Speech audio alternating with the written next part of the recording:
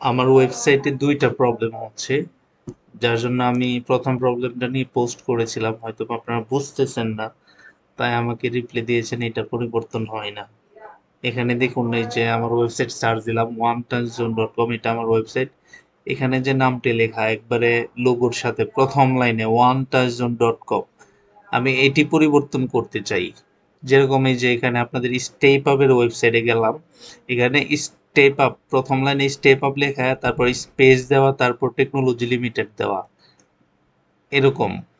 তারপর যদি আরো দেখাই তাহলে দেখেন ঘরের বাজার, প্রথম লাইনে ঘরের বাজার অনলি লেখা, দ্বিতীয় লাইনে হচ্ছে ডোমেন। তো আমার তো ডোমেন তো চেঞ্জ করা সম্ভব না। প্রথম লাইনের যে onetouchzone.com, এটা আমি পরিবর্তন করতে চাই।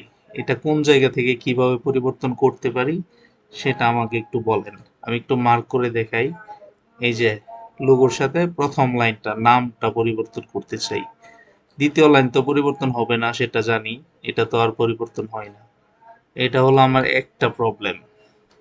আরেকটা প্রবলেম হচ্ছে, আমার ওয়েবসাইট যে কোনো ডিভাইস থেকে সার্চ দিয়ে সেখানে ঢুকতে চাইলে এখানে ক্লিক করলে ঢুকে না, ফাইল ডাউনলোড হয়। এই যে দেখুন, আমি ক্লিক করি, এই যে ফাইল ডাউনলোড হচ্ছে, ফাইল ডাউনলোড করার অপশন আসতেছে, দেখছেন?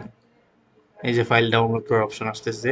এইটার কি সমাধান করতে পারি এটা আমাকে জানাবেন। আমার মনে হচ্ছে মেবি ক্লাউডিফায়ারে হচ্ছে কোনো প্রবলেম হয়েছে, ওইখানে হয়তো বা ডোমেন হোস্টিং অ্যাডজাস্ট করতে হবে বা এরকম কিছু।